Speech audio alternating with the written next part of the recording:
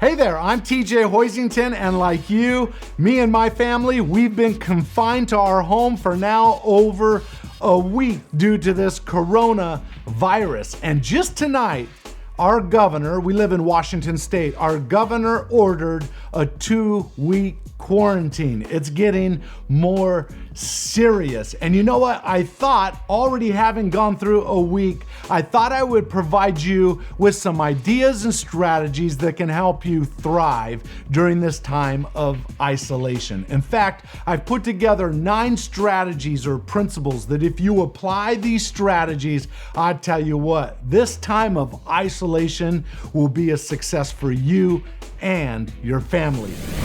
All right, so let me just say, first of all, if you are watching this on YouTube, hey, do me a favor, subscribe to my YouTube channel and make sure you click that notification bell so that you regularly get the updates and videos and motivational messages that I will be sharing.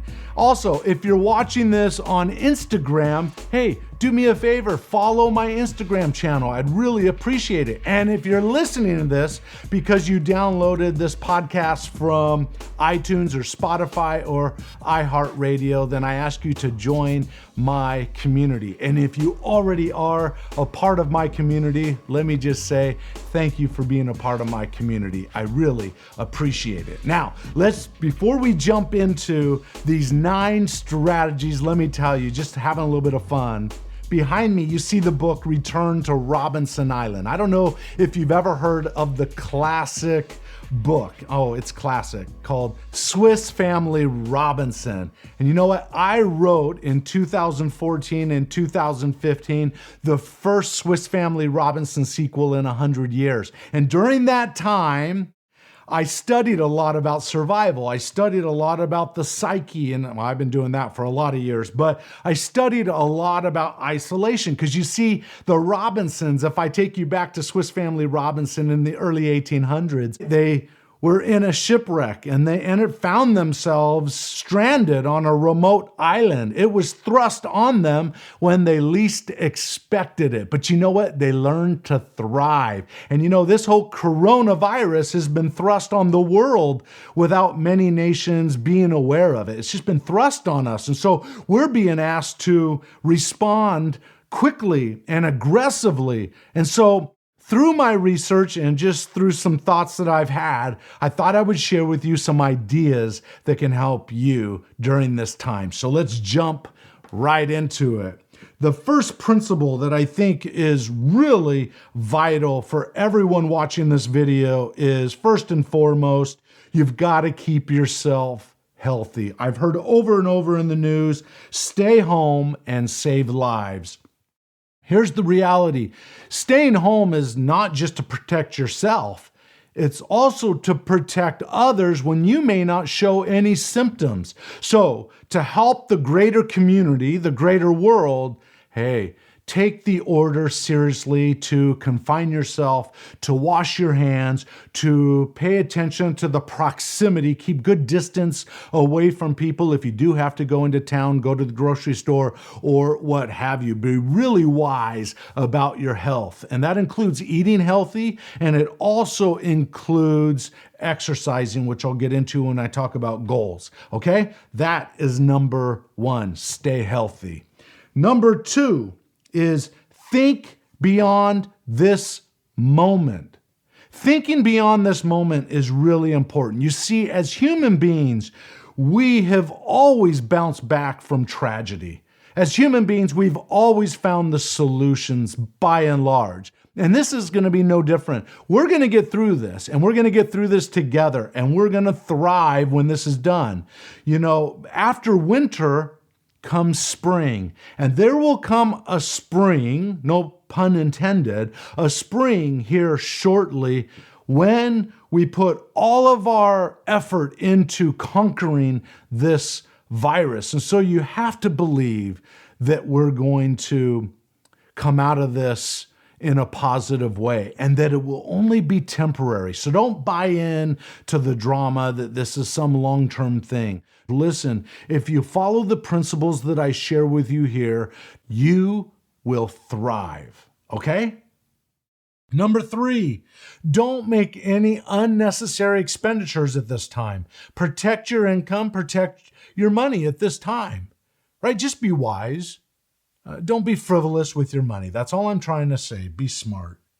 Number 4, be still and use this time to be still, to ponder, to think. Listen, there's never been a time where you've been asked to stay home like this. For some people, this is going to be very difficult because they're not used to being home alone, listening to their own voices. And so that in and of itself is going to increase stress. I'm telling you, if that's you, relax.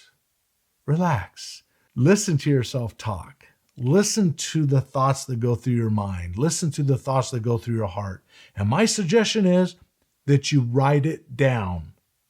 Writing down those impressions, those thoughts, those ideas that come to you can have a future blessing to you if you'll write them down.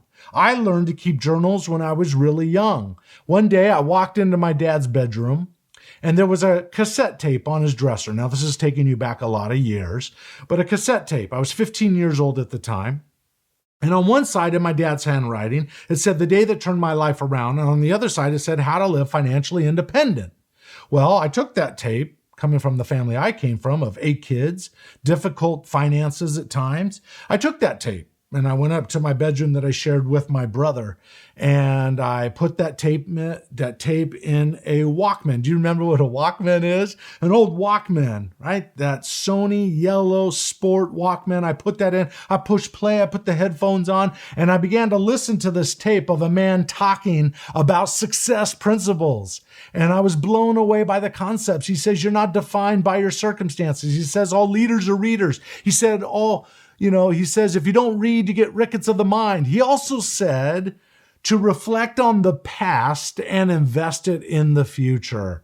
And he said to keep a journal. And I've made a habit for many years now of keeping a journal. And I thought I would bring a journal to you to show you that has to do with Jim Rohn. You see, Jim Rohn had a huge impact on my life. I call him my first personal development teacher because of those tapes I listened to that I took off my dad's dresser. They changed my thinking. They changed my life. They changed the way I looked at the world. And I've now spent 20 years trying to teach those same concepts to hundreds and millions of people, that looking at your world differently can have a huge impact on the quality of your life. You're not defined by your circumstances. So that was Jim Rohn on that tape. I don't know if you ever heard of Jim Rohn, R-O-H-N. Jim Rohn was one of the great philosophers back in the day. You know, it was in 1999, I happened to go to a conference that Jim Rohn was keynoting in. He was giving a big speech. And in that speech, I remember he did this. I'm going to do it right here for you. He stood on stage and he says, keep a journal. Keep a journal. He said, one day I'm going to get old and one day I'm going to pass away. And all my journals of 80 years of writing journals, he says, is going to be in a box or in a chest. It's going to be up in an attic. It's going to get dust on it. Many years are going to go by. And my great-grandchildren are going to go up into that attic. They're going to open up that chest. And he said they're going to pull out these journals or these books. They're going to wonder what they are. And he went like this on stage in front of, 15,000 people or whatever. And he opened the journal. He said, my grandkids are going to open one of the journals. They're going to blow the dust off. And they're going to start to read what I wrote in that journal. And he said, they're going to say, wow. They're going to be blown away by the concepts and ideas and the teachings and the knowledge and the practicality of what I wrote in my journal. He said that. And he held up the journal. He said, that is immortality. I'm telling you, I was so inspired by him as a young boy. But to be at that meeting that day, I thought after he's done speaking, I'm going to leave the Coliseum that I was in. I'm going to walk to the area where the elevators are, hoping that he might, after his speech, might walk to the elevators to go to his room. And lo and behold, that impression that I followed that day, came true. I saw him walk to an elevator. There was only a couple people by him.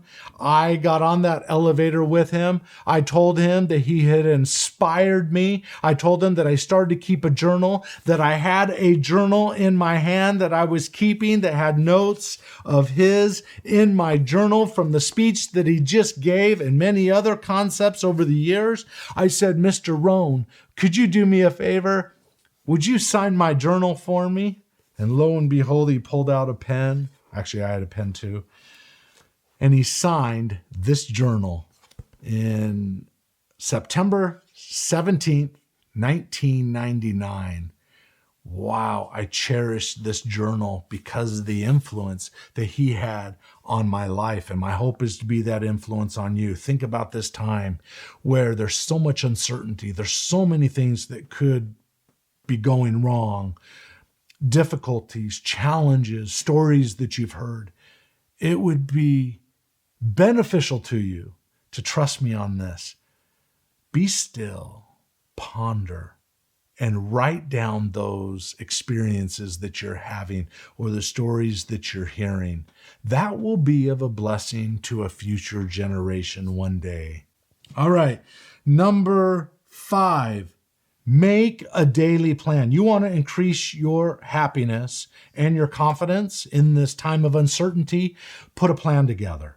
A plan has power to figure out what your days are going to look like and how you're going to execute those days. To have a sense of being productive is critical to being happy and fulfilled. So you know what I did with my family, and actually it was instituted by my wife. She's so sharp. I'm so thankful for my wife for so many things. But let me tell you something. We have 2 daughters at home. We have 4 children, but we have 2 at home. My boys have since grown up. And let me tell you, at home, I have a 9-year-old Julia and a 14-year-old named Kyla. And they last Sunday wrote down their daily regimen, their daily plan. Now, I'm going to tell you, being isolated for an extended period of time, it is likely that the first few days were pretty chill for you.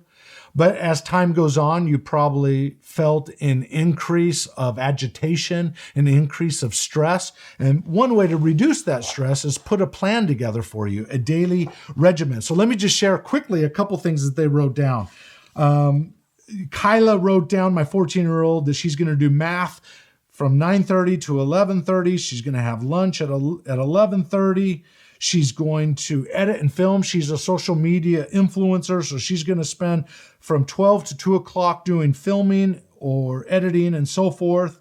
She then wrote down she's going to have from 2 to 4 p.m. nap time. She really likes her naps. She's going to do that. She's got some time in here to do some more homework, some studying that she's going to do, some reading that she's going to do. She's going to do some free time, and then says she's going to have dinner. She's then going to do, and the family as a family, we're going to do something that we call Come Follow Me every evening, where we reflect on spiritual scriptures and ideas and thoughts and inspiration.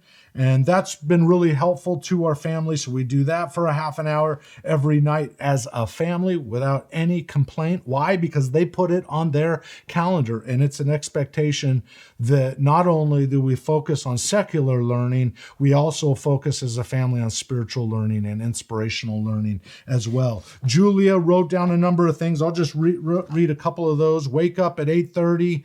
Read from 9 to 9:30, eat from 9:30 to 10, do science from 10 to 10:30, have free time from 10:30 to 12, do PE. She said, I'm going to do PE from 12 to 12:30. At 12:30, she's going to have lunch. At 1 to 1:30, she's going to have her own free time.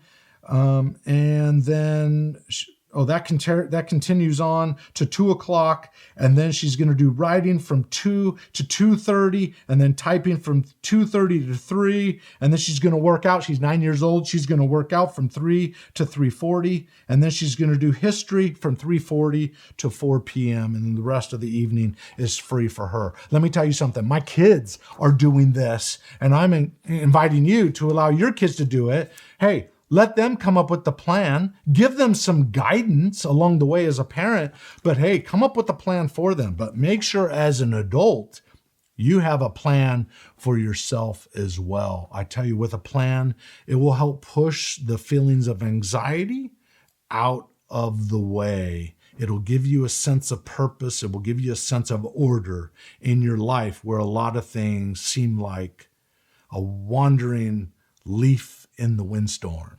All right, let's bring some order to it. All right, the next thing, so number 6 is decide on 3 to 5 goals that you're going to move towards. So that's different than just making a plan or reflecting. That is literally make a plan of action. Decide what you're going to go after. Decide on the time limit. Decide on specifically what are the action items and when do you plan on having that accomplished. You're also going to want to write down, hey, what are the obstacles that you foresee getting in the way? And then come up with solutions to work around those obstacles. Listen, you have all the information you need at your fingertips because of the internet and because of your iPhones and your different devices and so forth. You have the knowledge. You may not have all the resources right now. So figure out a plan based on your resources at this time, money, other resources. Come up with the best 3 to 5 goals that you can come up with, because we don't know if we're going to be quarantined or confined for a week or 2 weeks, or if we're going to be confined for a month, or you've seen some reports out there that we could be confined for 18 months. Well, if that's true, let's not look back on this time and wish we would have taken advantage of that time. Let's set some goals. And the other thing that's really important about setting goals is that it gives you a sense of purpose and progress. As you achieve the goal, as you check off things that you've accomplished, it gives you a sense of progression. And it also gives you a sense of purpose in this time of isolation. Okay, get those goals done. I can do more videos on goal setting if you would like me to. Let me know. Just put comments down below. All right, number 7 is don't assume. I write down here, we assume a lot of facts without seeing the evidence. Understand that we often make a lot of negative assumptions about what someone did or said without having accurate data. How often have you done that? Let me just tell you a quick, fun story that almost turned pretty negative.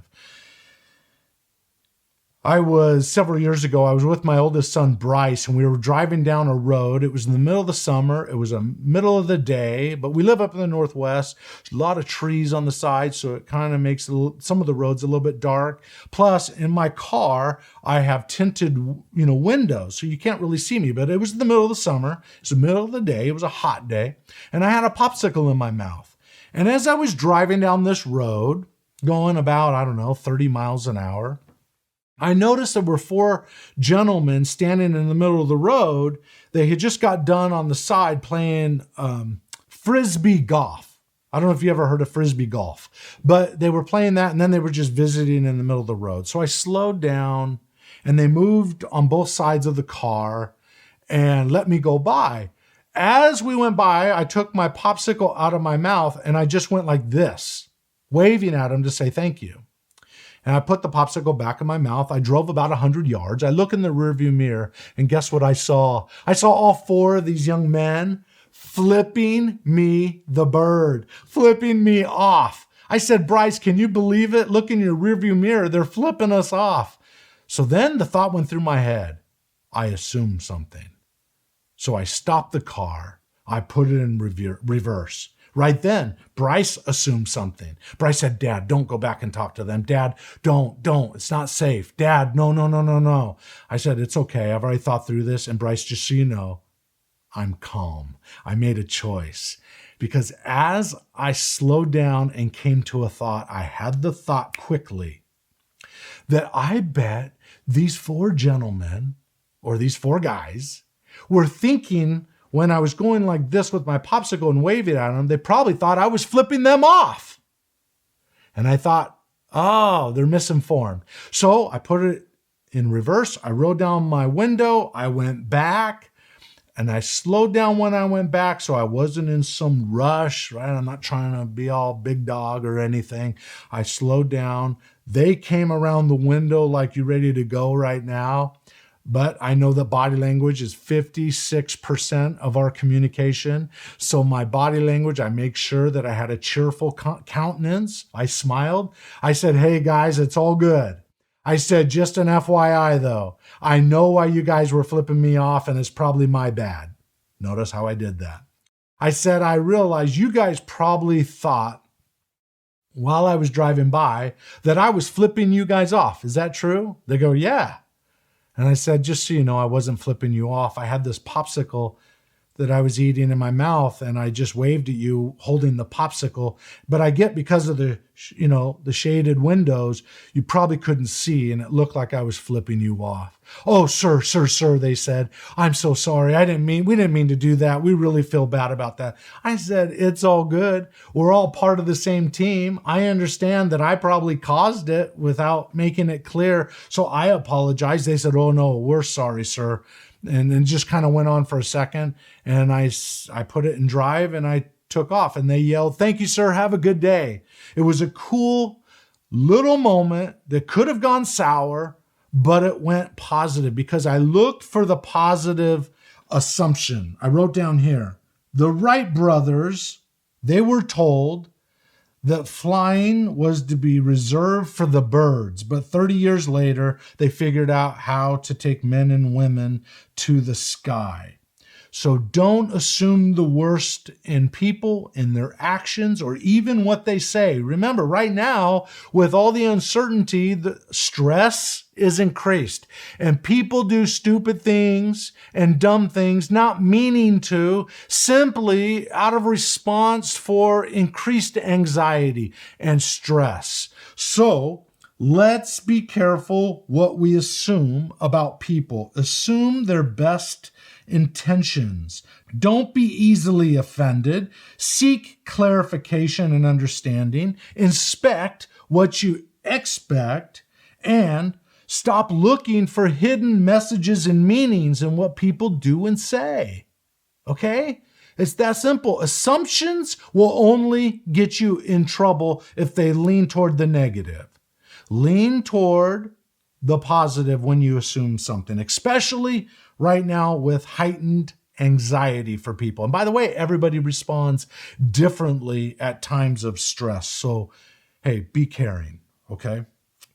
Number 8, reconnect and strengthen family relationships. What a great time it is to reconnect with people that you have not connected with for some time. Listen, I messaged people and called people this week that I hadn't reached out to for 13 years just to say, are you doing okay? I was thinking about you. I was talking with my family about you, telling a story about you, and I thought I should reach out and just check on you. You can do the same thing. This is a time when you can strengthen those relationships through your devices, of course, but also make sure that you strengthen your relationships with those in your home. I imagine because of the uncertainty and going stir crazy with so many people in the house, you not being used to it. Listen, this is a time of forced isolation that we've got to increase in our love, in our forgiveness, in our affection towards each other, in our patience. This matters right now, especially those that you're co-confining with. Make sure that you're patient with them and that you're looking at ways to increase those relationships. Think about the great conversations you can have with your children right now that you haven't had time to have in the past. I'm telling you, pull each child aside and have a one-on-one conversation every few days, maybe once a week, maybe once a month. Have a conversation where you just find out about their world without trying to correct them. You just find out about their world and tell them that you love them. Take the time to communicate. Now more than ever, you have an excuse to strengthen those relationships around you. That's really important. And it's also important just to be grateful. Be grateful for those that are in your life, There's something about grateful people. Let me tell you a quick story. Viktor Frankl, does he have a story? And by the way, I've interviewed people that have been in concentration camps on my podcast, on the Unleash Your Greatness Within podcast. You can just search this particular podcast, Captain Chesley, and on my podcast, the Unleash Your Greatness Within podcast. And I'll tell you what, he talks about being in a Vietnam concentration camp for 7 years. But Viktor Frankl has a similar experience. During World War II, he was put in the Auschwitz concentration camp, and he ended up surviving this experience and went on to write one of the best-selling books of all time called Man's Search for Meaning. Yes, Man's Search for Meaning. And you know what? There's a story about him I came across several years ago where when they saw what the Nazis were doing early on, he and his family decided they would go to the U.S. consulate to get visas to go to America. They wanted to get out of there. They could see what was happening. The writing was on the wall. So his parents went to the U.S. consulate on the first day, and they came home denied. They wouldn't get a visa because they were stricken with age.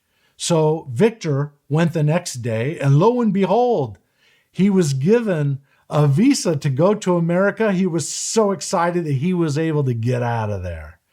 Well, when he opened the door to his house, he noticed there was a large marble on the ground. It was a big piece of marble that had an inscription on it from the old commandment, honor thy father and thy mother, that thy days may be long upon the land. It was a big piece of marble that his dad had taken from one of the recent bombed out synagogues in the town. And that was sitting there when he first walked in. The message touched his heart. He took that visa, never showed his parents, took the visa, went upstairs to the drawer that he had in his bedroom, the dresser drawer. He put that visa in the drawer and closed the drawer and never used it. Can you believe that? Here he has a moment for freedom, and he chose to stay and be taken by the Nazis, being a Jew, taken by the Nazis. His sister, his mom, and his dad went to the Nazi concentration camps, and eventually his family was separated, but there was one blessing in disguise. He was able to be with his dad. One thing I didn't say in the beginning was that he was an esteemed surgeon and psychiatrist in Vienna. And what a blessing it was that he could go to the concentration camp and not only bless hundreds of people that were in that camp, but he was able to bless his own father, who ended up dying in his arms, and he was able to relieve him of pain while he died. Well, one thing that Viktor Frankl learned is those that survived with a sense of dignity this time in the concentration camp, they did because they had a sense of meaning in their life. They were limited from a perspective of resources, but they had meaning in what they were suffering. They had meaning in this time period that they had. And I'm saying for you, find meaning through goals, through organizing your day, by treating those people around you with love and respect. Honor thy father and thy mother, that thy days may be long upon the land. Love your neighbor, right? Love one another. And that leads me to say that if you know of someone, maybe an elderly person that might need to go to the store and you're going there anyway, hey, lend a moment of help to help them. That's what a grateful person does. They seek to serve. They seek to be a blessing to people beyond themselves. And so I invite you to reach out. Now, be mindful of your own health and your own abilities, but also if you're going into town anyway, to the one place I think you're allowed to go is to the grocery stores during this time, make sure that you reach out to maybe those around you that might need the help. Okay? That's really important. But in the end, this should be a time of strengthening your relationships, not lessening their strength, if you will. All right. And then the last one is attitude is everything. One thing Viktor Frankl taught was no matter how difficult your circumstances are, you can always choose your attitude. He wrote about that. He taught about that after his many years in Auschwitz. He said those that gave up on life, you know what they would do? There was this 50 feet of grass that would go around the walking area at Auschwitz, for example, or Dachau concentration camp. And it would be walking area, the buildings, then the walking area, then 50 feet of grass, and then the fence. You knew that if you stepped on the grass and you walked toward the fence, it was automatic. You would be shot by the guards, the Nazis. Okay. He said you could always see in people's faces the moment someone had given up on life. It was drained from them. And what did they do? They either went into deep depression, got sick and died, or they stepped on the grass and they walked toward the fence and took their life, basically. But he said those that came out of the concentration camps with dignity and health were those that had grateful hearts, those that sought to serve, those that learned to love those around them, even though they may not agree with them. And I'm suggesting to you, use this time as a way to look at your world a little bit differently.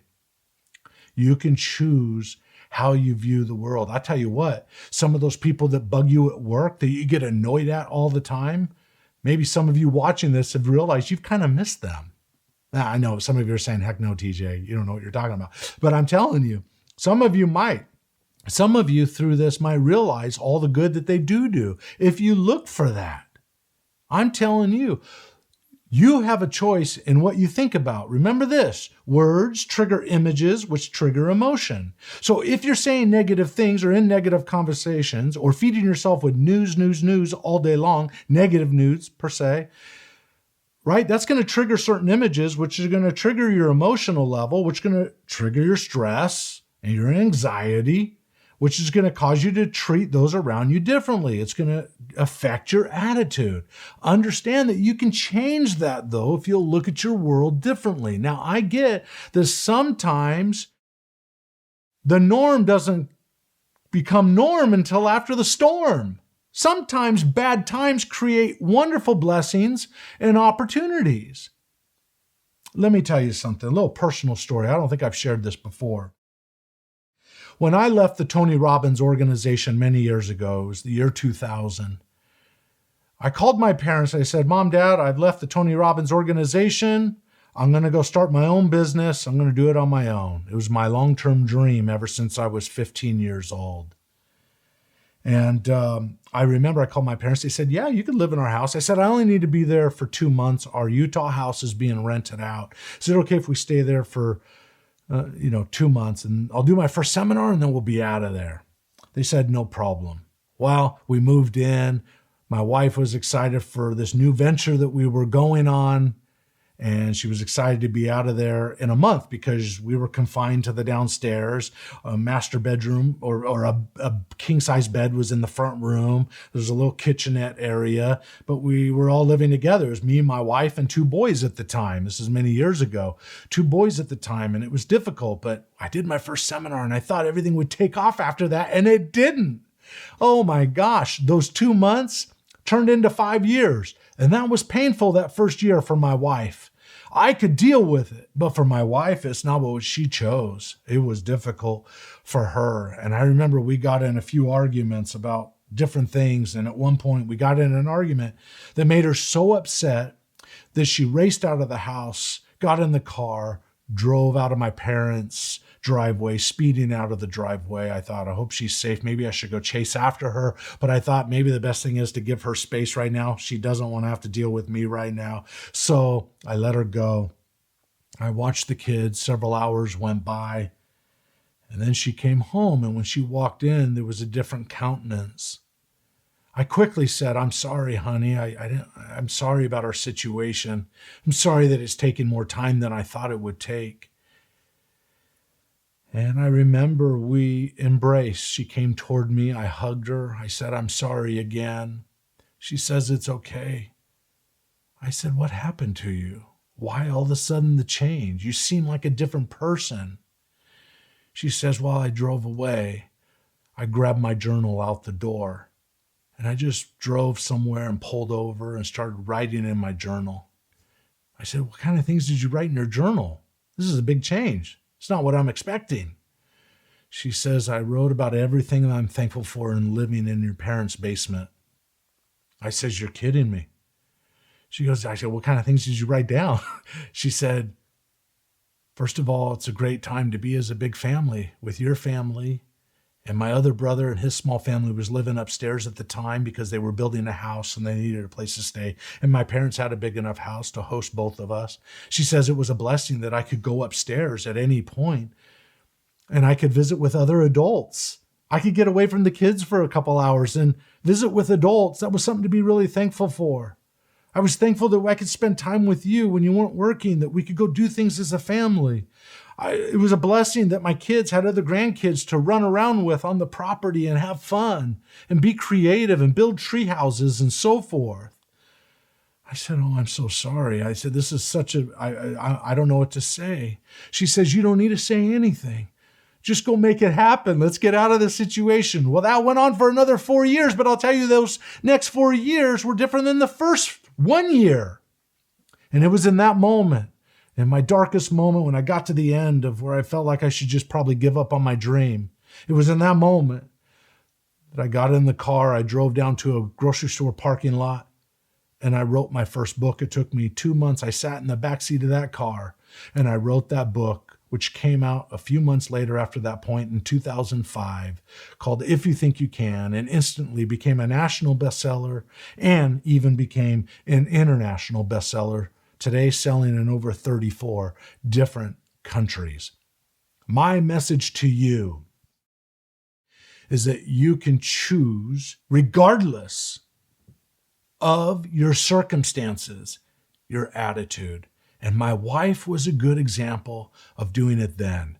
Then after that, she put a real specific plan together. She enrolled our boys into Montessori. She took those 4 hours that our two sons were in Montessori school. She took those 4 hours. She decided to enroll in online college to get her undergrad done. She had already got 3 years done at Brigham Young University, BYU, go Cougars, right? And she thought, here's an opportunity. I can get my last year done. And she got her undergrad degree during that time. And later, she would get her master's degree. I'm telling you, it works out. The future is hopeful. The future is bright. Don't dwell on the negative. See things as they are. Be safe, be responsible, be accountable, but see them better than they are. Understand the power that you have and the power that our country has and human ability has to turn obstacles into solutions and into opportunities. This isn't the end. This is just the beginning of a new phase for all of us to be more thankful, to give more care to others around us, to have stronger relationships with our families, to realize that we can choose a better outcome and be engaged in a good cause rather than just focusing on the negative. By the way, in terms of attitude, words trigger images, which trigger emotion. If you're going to say something negative, try to say it as positive as you can. If you're going to say something negative, understand this. If you say it out loud, it has 10 times the impact than just not saying it at all out loud. Okay? So my suggestion is, in terms of attitude is everything. It's better that you see the glass half full rather than half empty. I promise you, there's research around this. I'm not saying don't be accurate. I'm saying be accurate, be accountable, but also see a little bit better than it is. All right, that's my hope for you today. I hope this message has been meaningful to you. I know I went long, but hopefully there was some truths in here that can help you make this time of isolation, prolonged isolation, a success. When you look back on it to say, wow, it was hard at moments, but I learned a lot from it. And you know what? I'm going to invest that knowledge in the future. My end hope for you is that during this time that you'll find meaning in it and that you'll find some goal, something that whether this lasts a week, 2 weeks, a month, 18 months, as some media outlets are saying, doesn't matter. We don't know. None of us know what it's going to be like right now. But let me tell you something, that you'll have meaning to make something of your life rather than squander it by watching too much TV, hanging out on social media too much. Do something worthy of your energy. Be engaged in a good cause. Now, I hope that you'll also join me and become a part of my community. If you're watching this on YouTube, as a reminder, please subscribe. If you're watching this on Instagram, please follow me. If you downloaded this from iTunes or iHeartRadio or Spotify because you're listening to my podcast, hey, I invite you to subscribe to the podcast. And by the way, you can go to greatnesswithin.com and get many more resources there, including contacting me. All right? I wish you the best, and may the best of your past be the worst of your future. Go out there and unleash your greatness within. Hey there. Thanks for listening. I hope you enjoyed this podcast episode. If you did, could you do me a favor? It would mean the world to me if you could write a simple review or give me a star rating. I would really, and I mean really, appreciate it. Thank you in advance. GreatnessWithin.com